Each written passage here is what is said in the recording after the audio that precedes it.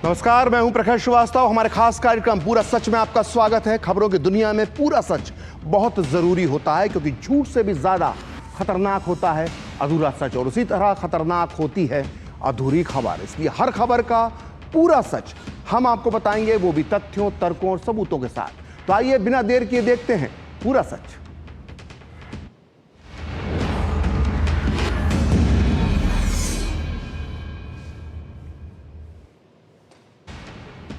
पूरा सच यानी पूरी खबर। आज पूरा सच में हम बात करेंगे पेजर बम की, जिसके धमाके तो लेबनान में हुए, लेकिन गूंज सुनाई दी पूरी दुनिया में। इसलिए आज पूरा सच में हमारा पहला मुद्दा होगा हिजबुल्लाह के लड़ाकों के पास कैसे पहुंचे पेजर बम। 4 इंच के पेजर बम ने कैसे लगाया छोटा सा बम, कैसे रची गई ये पूरी प्लानिंग, और कौन है इस चालाक प्लान का मास्टरमाइंड। आज पूरा सच में हमारा दूसरा मुद्दा होगा पेजर बम से लहूलुहान होने के बाद किस तरह से बदले की आग में जल रहा है हिजबुल्लाह। आखिर हिजबुल्लाह अब इजराइल पर करेगा कौन सा वार, और इसमें ईरान का क्या होगा रोल। आज पूरा सच में हमारा तीसरा मुद्दा है वन नेशन वन इलेक्शन, क्योंकि मोदी कैबिनेट ने वन नेशन वन इलेक्शन पर बनी रिपोर्ट को मंजूरी दे दी है। आज पूरा सच में बताएंगे कि पूरे देश में एक साथ जब लोकसभा और विधानसभा चुनाव होंगे तो कितना फायदा होगा। तो आइए बिना देर किए देखते हैं पूरा सच पूरे विस्तार के साथ। तो कहीं मिसाइल फटी, ना कहीं बड़े बम का धमाका हुआ, ना फाइटर जेट उड़े, ना ही टैंकों ने कोई सरहद पार की, लेकिन सिर्फ एक 4 बाय 3 इंच के काले रंग के छोटे से यंत्र ने दुनिया के एक बहुत बड़े इलाके को एक बहुत बड़ी जंग में झोंक दिया है। सोचिए, जब दुनिया के हर देश, हर शहर, हर कस्बे, हर गांव में मोबाइल पहुंच चुका है, उस दौर में एक पुराने जमाने के पेजर ने तहलका मचा दिया। हम बात कर रहे हैं लेबनान और सीरिया में हुए पेजर बम धमाकों की, जिसमें 1-2 नहीं बल्कि पूरे 3000 पेजर चलते फिरते बम बन गए। एक साथ इन 3000 पेजर में धमाके हुए और अकेले लेबनान में 9 लोग मर गए और करीब 3000 लोग घायल हो गए, जिनमें से 5000 लोगों की आंखों की रोशनी जा चुकी है। वहीं करीब 200 से ज्यादा जिंदगी और मौत के बीच झूल रहे हैं। घायलों में लेबनान में ईरान के राजदूत भी शामिल हैं। बताया जा रहा है कि उनके मारे गए घायल लोगों में से ज्यादातर लोग खूंखार संगठन हिजबुल्लाह से जुड़े हुए हैं, और यह वही हिजबुल्लाह है जो इजराइल के लिए हमास के बाद दुश्मन नंबर 2 है। और इसीलिए लेबनान समेत कई देशों का मानना है कि इस हमले में इजराइल और उसकी खुफिया एजेंसी मोसाद का हाथ है। 3000 पेजर बम फटते ही पूरे मध्य पूर्व में हालात जो पहले से ही तनावपूर्ण थे वो और भी ज्यादा खतरनाक हो चुके हैं। हिजबुल्लाह इजराइल से पेजर बम का बदला लेने का ऐलान कर चुका है। वहीं ईरान के तेवर भी तीखे नजर आ रहे हैं, लेकिन बड़ा सवाल अभी भी ये बना हुआ है कि आखिर पेजर कैसे बना हथियार, और इस हादसे के पीछे है किसका दिमाग। आज पूरा सच में हम इन्हीं सब मुद्दों की पड़ताल करेंगे। तो लेबनान और सीरिया के कुछ इलाकों में मंगलवार को एक के बाद एक पेजर ब्लास्ट हुए। लगभग 1 घंटे तक पेजर में ब्लास्ट होते रहे। किसी की जेब में पेजर फटा तो किसी की कमर के बेल्ट में लगे पेजर में विस्फोट हो गया, और तो और किसी के हाथ में पेजर विस्फोट हो गया। तो लेबनान के खतरनाक और खूंखार समूह हिजबुल्लाह ने इस हमले के लिए इजराइल को जिम्मेदार ठहराया है। और न्यूयॉर्क टाइम्स की रिपोर्ट के मुताबिक हिजबुल्लाह को डर था कि उसके लड़ाकों के मोबाइल फोन जो हैं वो इजराइल आसानी से ट्रेस कर सकता है। इसलिए हिजबुल्लाह ने ताइवान की गोल्ड अपोलो कंपनी को लगभग 5000 पेजर्स का ऑर्डर दिया था, लेकिन इन पेजर्स के लेबनान पहुंचने से पहले ही इनमें छेड़छाड़ कर दी गई, ऐसा शंका जताई जा रही है। और दावा किया जा रहा है कि 5 महीने पहले ही इन पेजर में विस्फोटक फिट कर दिए गए थे। इन पेजर को इस साल अप्रैल से मई के बीच लेबनान भेजा गया। अमेरिकी मीडिया रिपोर्ट्स के मुताबिक इसके बाद इस प्लान को अंजाम देने वालों ने पूरे 4 महीने तक आराम से इंतजार किया। पहले ये कंफर्म किया गया कि ये 5000 पेजर की ये जो खेप है वो हिजबुल्लाह के सदस्यों तक पहुंच गई है या नहीं। और जब सभी पेजर अलग अलग हाथों में अलग अलग हिजबुल्लाह के लोगों तक पहुंच गए, तब इनमें एक साथ ब्लास्ट किया गया और इसी वजह से इतनी बड़ी तबाही मची। वहीं इस पूरे मामले में ताइवान की कंपनी की भूमिका पर अब सवाल उठने लगे हैं। इस हमले के बाद रडार पर आई ताइवान की गोल्ड अपोलो पार्टी के कंपनी के फाउंडर और चेयरमैन सू चिंग क्वांग ने कहा है कि हमारी कंपनी ने इन पेजर्स को नहीं बनाया है, बल्कि इन पेजर्स को यूरोप की एक कंपनी ने बनाया था और इस कंपनी के पास हमारी कंपनी का ब्रांड इस्तेमाल करने का अधिकार है। वहीं कंपनी के फाउंडर ने यह भी कहा कि हम एक जिम्मेदार कंपनी है और ये हमारे लिए बहुत शर्मनाक है। तो ये तो बात हुई कि लेबनान को डराने और हिजबुल्लाह को उड़ाने का ये पेजर प्लान कैसे बना और कैसे इसको अंजाम तक पहुंचाया गया।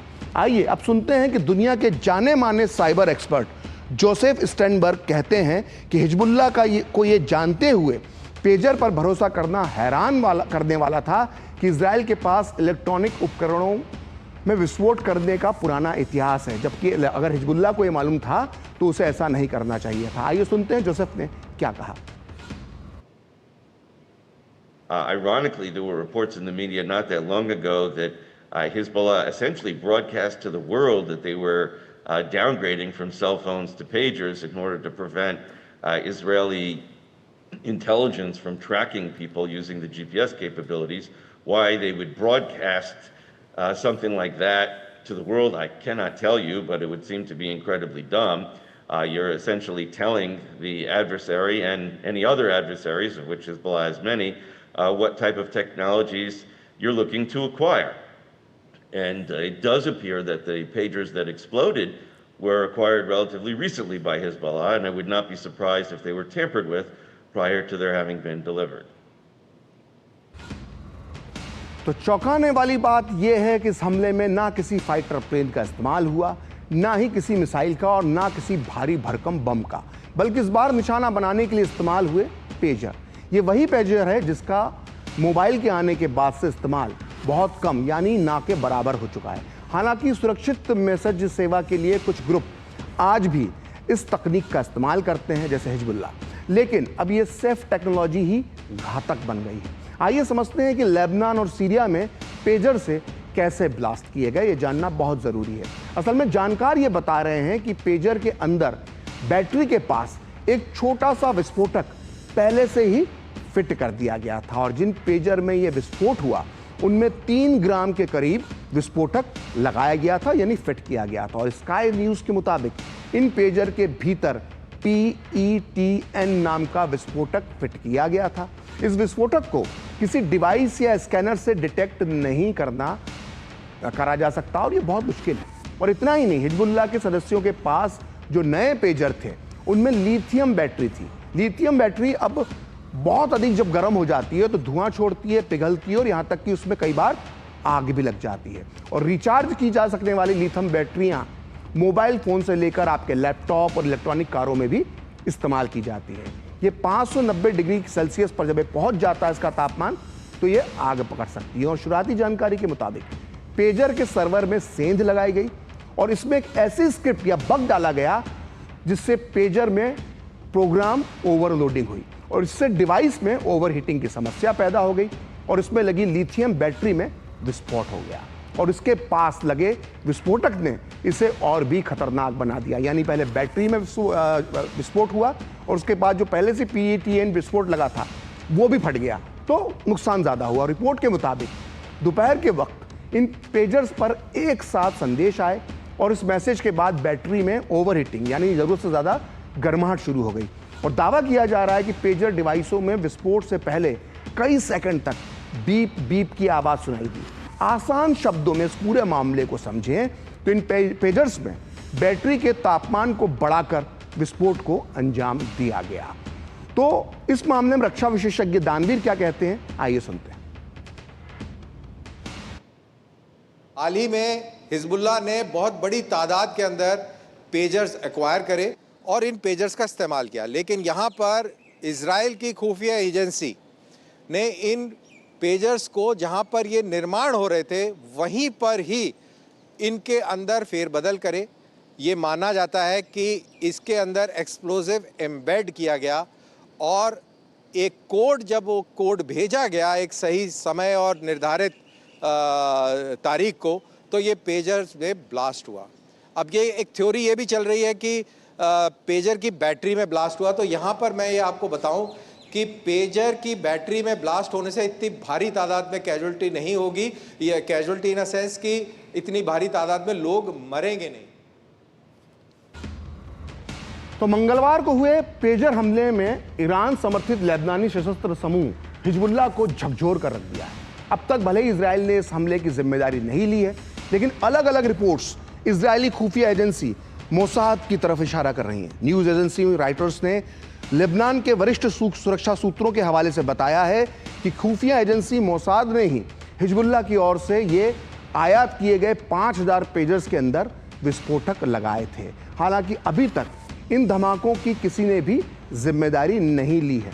इजरायली सेना ने विस्फोटकों पर टिप्पणी से इनकार कर दिया है, लेकिन लेबनान के प्रधानमंत्री और हिजबुल्लाह पेजर धमाकों के लिए इजराइल के जो लेबनान के प्रधानमंत्री हैं वो इसके लिए इजराइल को जिम्मेदार बता रहे हैं। और लेबनान के प्रधानमंत्री नजीब मिकाती ने कहा है कि ये धमाके लेबनान की संप्रभुता पर गंभीर हमला है और ये हर तरह से अपराध है। वहीं हिजबुल्लाह ने बयान जारी कर कहा है कि इस आपराधिक कृत्य जिसमें नागरिक भी मारे गए हैं उसके लिए इजराइल पूरी तरह से जिम्मेदार है और विश्वासघाती और अपराधी दुश्मन को इसकी सजा मिलेगी, यानी सीधी खुली धमकी हिजबुल्लाह ने दे दी। और ईरान ने इस आतंकी हमला इसे बताते हुए इजराइल को ही इसके लिए जिम्मेदार ठहराया है और लेबनान में सामूहिक हत्या करने, अंतर्राष्ट्रीय मानव कानून का उल्लंघन करने और क्षेत्रीय शांति के लिए खतरा पैदा करने का आरोप ईरान ने इजराइल पर लगाया है। और रूस ने पेजर विस्फोट की गहन जांच की बात करते हुए कहा है कि इस जैसी घटनाएं इस पूरे क्षेत्र में हालात को बेकाबू कर सकती हैं। वहीं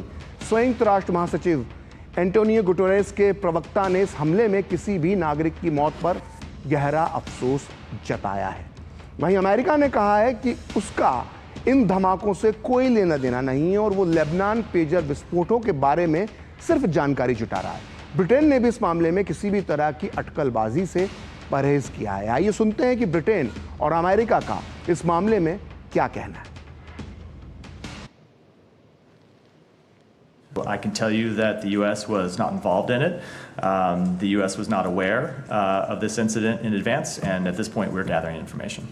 We would urge Iran not to take advantage of any incident, any instability, to try to add further instability and to further increase tensions in the region. That has been our message to Iran since October 7th.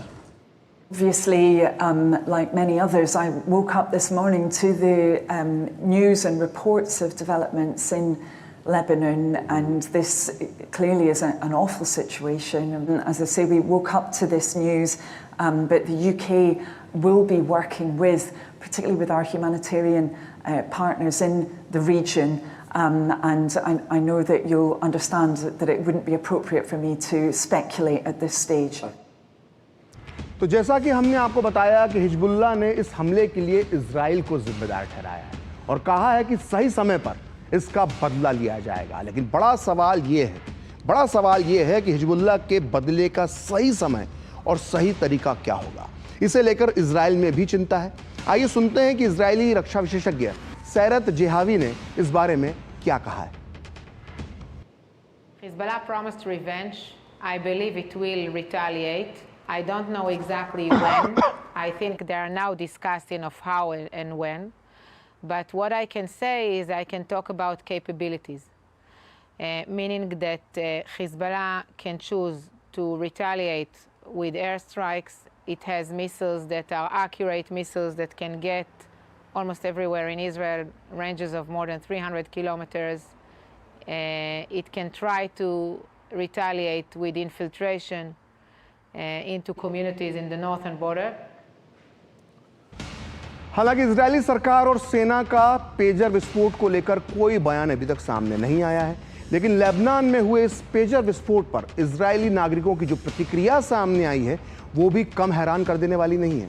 तेल अवीव जो Israel की राजधानी है, वहां के स्थानीय लोगों का कहना है कि ये इजराइल की क्षमताओं को दर्शाता है। उनका मानना है कि अब ये इजराइल के दिमाग और हिजबुल्लाह के बाहुबल के बीच मुकाबला है और उम्मीद है कि दिमाग ही जीतेगा।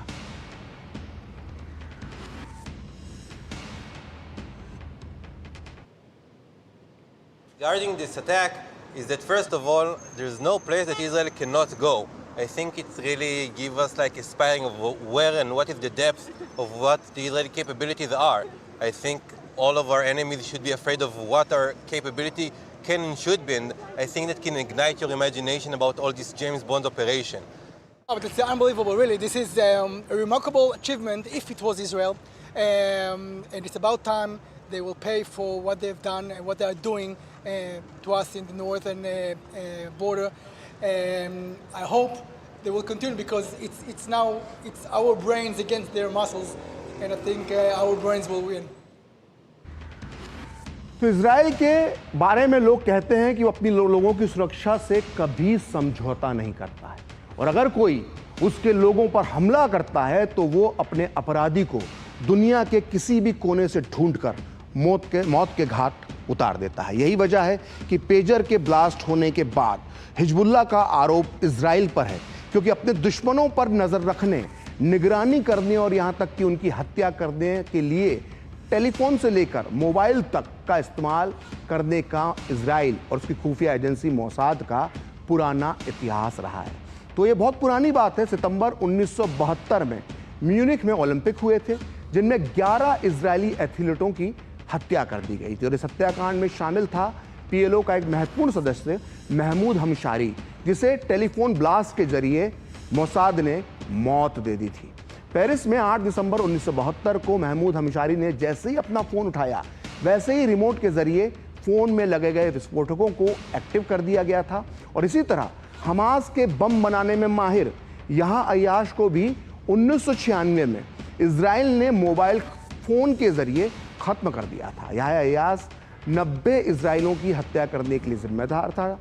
इजराइल ने यह अय्याश के पास अपने एजेंट से एक मोबाइल फ़ोन पहुंचवा दिया था। एजेंट के माध्यम से अपना बनाया एक फ़ोन इस यहाँ तक पहुंच गया था और इसमें विस्फोटक जो थे वो पहले से ही फिट थे और यहाँ अय्याश के मोबाइल पर जैसे ही एक कॉल आया और कहते हैं उसके पिता का कॉल था, जैसे ही उसने फ़ोन रिसीव किया एक धमाका हुआ और आतंकवादी यहाँ के चीथड़े उड़ गए।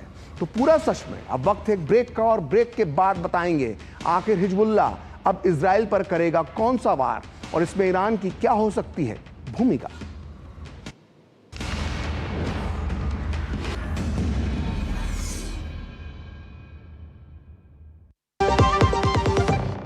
आपके घर के खाने में रेस्टोरेंट जैसा स्वाद ले आए MDH का शाही पनीर मसाला। पनीर को क्या मस्त बना डाला।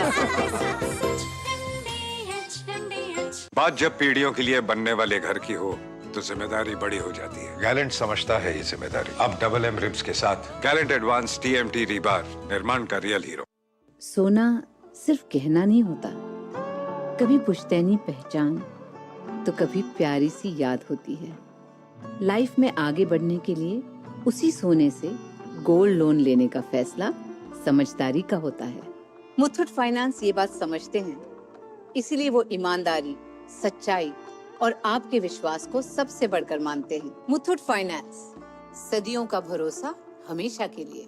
तो गोल्ड लोन के लिए कॉल करें 1-800-313-1212। हाथ धोकर आते हैं। साबुन की जगह हैंड वॉश। मोहन का प्रमोशन हो गया क्या? सैवलॉन हैंड वॉश तो हमारा रोज का है। सिर्फ 10 रुपए में 200 ml हैंड वॉश बनाओ। Savlon powder to gel hand wash, germ से बचाए, शान बढ़ाए। गोल्डी मसाले के 100 ग्राम के स्पेशल पैक्स में फ्रेशनेस लॉक है। ऐसे गोल्डी मसाले जहां जाएं रिश्ते बनाए।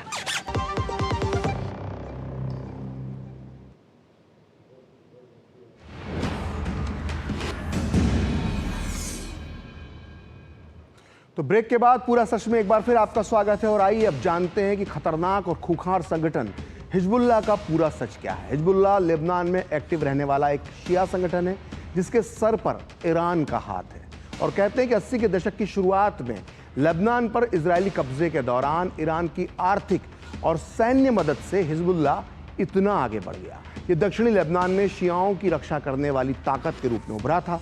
1992 में इसकी अगुवाई हसन नसरुल्लाह कर रहा था और 1992 में लेबनान में हुए राष्ट्रीय चुनावों में पहली बार हिजबुल्लाह ने हिस्सा लिया, यानी एक राजनीतिक पार्टी बनकर हिस्सा लिया। और जब आखिरकार इजरायली सेना ने साल 2000 में लेबनान छोड़ दिया तो हिजबुल्लाह ने इसका क्रेडिट लेना शुरू कर दिया। इस समूह ने हथियार डालने से इनकार कर दिया और दक्षिणी लेबनान में कैंप बनाकर अपनी हथियारबंद मौजूदगी इसने जारी रखी और धीरे धीरे ये हिजबुल्लाह लेबनान की राजनीतिक व्यवस्था में इतना अहम, इतना ताकतवर बन गया कि देश की कैबिनेट में वीटो शक्ति तक हासिल कर ली। यानी लेबनान में कहते हैं कि हिजबुल्लाह की इच्छा के बिना पत्ता भी नहीं हिलता। हिजबुल्लाह पर वर्षों से इजराइल और अमेरिकी ठिकानों को निशाना बनाते हुए बमबारी करने और साजिश रचने के आरोप लगातार लगते रहे और पश्चिमी देश इजराइल, अरब खाड़ी देश जो हैं बाकी के, और अरब लीग हिजबुल्लाह को आतंकवादी संगठन मानते हैं। कुछ लेबनानी भी हिजबुल्लाह को अपने देश की स्थिरता के लिए खतरा मानते हैं, लेकिन ये संगठन शिया समुदाय के बीच काफ़ी लोकप्रिय है। और पिछले साल 7 अक्टूबर को जब हमास के आतंकवादी हमले के बाद इजराइल ने जब गाज़ा पर जवाबी हमले किए थे, तो हिजबुल्लाह ने कहा था कि वो इजराइल के खिलाफ जंग में अपना योगदान देने के लिए, इजराइल से जंग करने के लिए पूरी तरह से तैयार है। और हिजबुल्लाह अक्सर इजराइल की उत्तरी सीमा से रॉकेट और मिसाइलों से हमला करता है। मतलब जो लेबनान का दक्षिण इलाका है, वहाँ से लगातार इजराइल के उत्तरी इलाके में लेबनान से ये हमले करता है हिजबुल्लाह। और इजराइल की उत्तरी सीमा के पास रहने वाले दोनों तरफ के लोगों को इसकी वजह से विस्थापित होना पड़ा है, अपने घर छोड़ना पड़ा है। और इस साल 30 जुलाई से 25 अगस्त के बीच दोनों पक्षों के बीच यानी इजराइल और हिजबुल्लाह के बीच तनाव काफ़ी बढ़ गया था, जब हिजबुल्लाह कमांडर फुआद शुकर की लेबनान की राजधानी बैरूत में हत्या कर दी गई थी। और जिसके बाद हिजबुल्लाह ने अपने कमांडर का बदला लेने की कसम खाई थी। अब पेजर धमाकों के बाद स्थिति बहुत विस्फोटक हो गई है और तनाव जो है वो चरम पर पहुंच गया है। और भारी तनाव के बीच इजराइल और हिजबुल्लाह एक दूसरे पर वार कर रहे हैं, लेकिन डर ये है कि मामला कभी भी हाथ से निकल सकता है। उधर हमास चीफ इस्माइल हानिया की तेहरान में हत्या के बाद से ही ईरान और इजराइल के बीच अब तनाव जो है वो चरम पर पहुंच चुका है। बैरूत में हुए पेजर्स धमाकों में ईरान के राजदूत भी घायल हुए। ईरान ने भी इस हमले का आरोप इजराइल पर लगाया है। ऐसे में आशंका है कि इसके बाद इजराइल और ईरान के बीच कुछ बड़ा हो सकता है। आइए देखते हैं कि इस पर जानकार क्या कहते हैं। ये ईरान का किस तरीके से हिजबुल्लाह के साथ में गठजोड़ है और किस तरीके से वो इस पूरी सिचुएशन को मैनेज करता है, ये जग जाहिर हो चुका है, ये उजागर हो चुका है। और जाहिर सी बात है कि ईरान काफ़ी समय से बौखलाया हुआ है। हमास के लीडर हनिया को भी तेहरान के अंदर मार दिया गया था, अगर आपको याद हो। तब से ईरान काफ़ी बौखलाया हुआ है और अब उसके जो दूसरे संगठन है, आतंकी संगठन, उसको इतने बड़े पैमाने पर टारगेट किया है, तो जाहिर सी बात है ईरान को कुछ ना कुछ अपनी साख बचाने के लिए करना होगा। और अगर ऐसा करता है तो ये मध्य पूर्व के अंदर बहुत बड़े खतरे की घंटी हो सकता है। तो 1990 के दशक में जिसने भी होश संभाल लिया था वो पेजर के बारे में शायद ज़रूर जानता है। पेजर कैसे काम करता था शायद उनको ये भी पता हो, लेकिन उसके बाद पेजर जो है 1990 के दशक के बाद गायब हो गया। और इसी वजह से कल से लेबनान में धमाके होने के बाद कई लोग ये पूछते नजर आ रहे हैं कि आखिर ये पेजर होता क्या है, ये कैसे काम करता है और इसका इतिहास क्या है। आइए अब हम आपको बताते हैं पेजर का पूरा सच। दरअसल पेजर एक बहुत छोटा कम्युनिकेशन डिवाइस होता है जिनका इस्तेमाल मोबाइल फ़ोन आने से पहले एक दूसरे को मैसेज भेजने के लिए किया जाता था। आसान शब्दों में से समझें हम तो एसएमएस भेजने का ये एक यंत्र है, उपकरण है, जिससे मैसेज तो भेजा जा सकता है लेकिन इसके माध्यम से मोबाइल की तरह बात नहीं की जा सकती। तो बेसिक अंतर पेजर और मोबाइल में यही है। ये आता तो लाइट ब्लिंक होती है, जब मैसेज आता है पेजर पर तो लाइट ब्लिंक होती है और इसके बाद यूज़र को नए मैसेज के बारे में तब पता चलता है। जैसे मोबाइल में घंटी बजती है, इसमें बीप आती है। और पेजर की स्क्रीन आम तौर पर बहुत छोटी होती है, आप उसको अपनी स्क्रीन पर देख सकते हैं, जिसमें लिमिटेड कीपैड्स होते हैं, मतलब बहुत कम बटन्स होते हैं जिससे इसको ऑपरेट किया जाता है। और पेजर से मैसेज भेजने के लिए रेडियो वेव का इस्तेमाल होता है। इसे बेस स्टेशन पर लगे ट्रांसमीटर के जरिए भेजा जाता है और एडवांस पेजर्स को फ़ोन नंबर की तरह कोड नंबर दिए जाते हैं और उस कोड को डायल करने पर सिर्फ उसी पेजर में वो मैसेज ट्रांसफ़र होते हैं। ये बातचीत का बेहद या कम्युनिकेशन का एक बहुत सेफ तरीका इसको आप मान सकते हैं, जिसे आसानी से कोई भी सुरक्षा एजेंसी ट्रेस नहीं कर पाती है। पेजर में ना तो जीपीएस होता है, ना इसका आईपी एड्रेस होता है, इसके लिए इंटरनेट की भी ज़रूरत नहीं होती है, जिससे इसे मोबाइल फ़ोन की तरह ट्रेस करना असंभव होता है। पेजर एक बार चार्ज होने पर 2 सप्ताह तक इस्तेमाल किया जा सकता है। यही वजह है कि इसे दूर दराज के जो इलाके होते हैं वहाँ पर ज़्यादा इस्तेमाल किया जाता है। और इतिहास की बात करें तो 1950 में पहली बार पेजर का इस्तेमाल न्यूयॉर्क सिटी में हुआ था। तब 40 किलोमीटर के दायरे में इसके जरिए मैसेज भेजना जो था वो संभव था। और 1980 के दशक में इसका इस्तेमाल पूरी दुनिया में होने लगा। और कहते हैं कि ब्रिटेन की जो हेल्थ सर्विस है उसमें आज भी काम करने वाले 1,30,000 लोग पेजर का इस्तेमाल करते हैं। और ब्रिटेन के 80% अस्पतालों में पेजर का इस्तेमाल अब भी किया जा रहा है। तो ये तो बात हुई पेजर बम की। अब बात करते हैं भारत की, जहां एक देश एक चुनाव की। प्रधानमंत्री नरेंद्र मोदी की अध्यक्षता में हुई कैबिनेट ने इस मुद्दे पर यानी वन नेशन वन इलेक्शन को पर जो पूर्व राष्ट्रपति रामनाथ कोविंद की अध्यक्षता में जो समिति बनी थी उसकी जो रिपोर्ट थी, उसकी जो सिफारिशें थी, उसे मोदी कैबिनेट ने स्वीकार कर लिया। और देश में फिलहाल लोकसभा और विधानसभा के अलग अलग समय पर जो चुनाव होते हैं वो वन नेशन वन इलेक्शन के बाद अब अगर उसे लागू किया जाता है तो बंद हो जाएंगे। और वन नेशन वन इलेक्शन का मतलब ये है कि पूरे देश में एक साथ ही लोकसभा और विधानसभा चुनाव होंगे, यानी मतदाता लोकसभा और राज्य विधानसभा के सदस्यों को चुनने के लिए एक ही समय पर अपना वोट डाल सकेंगे। आज़ादी के बाद जब पहला चुनाव 1951-52 में हुआ था, 1957 में दूसरा, 1962 में तीसरा और 1967 में चौथा, इन चारों लोकसभा के जब चुनाव हुए थे तो इन्हीं के साथ विधानसभा के चुनाव भी साथ में हुए थे। लेकिन 1968 और 1969 के बीच विधानसभाएं समय समय पर भंग कर दी गई और उसके बाद 1970 में लोकसभा भी भंग कर दी गई। इस वजह से एक देश एक चुनाव की जो परंपरा थी, जो सिस्टम बना था, वो टूट गया।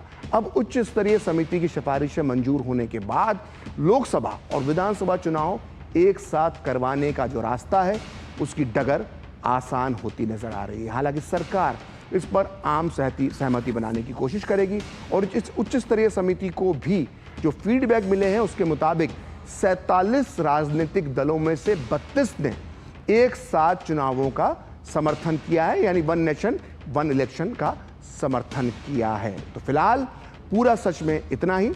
कल फिर होगी आपसे मुलाकात अपने इस खास कार्यक्रम पूरा सच में किसी और सियासी मुद्दे की पड़ताल के साथ। तो मुझे और मेरी पूरी टीम को दीजिए अनुमति। नमस्कार।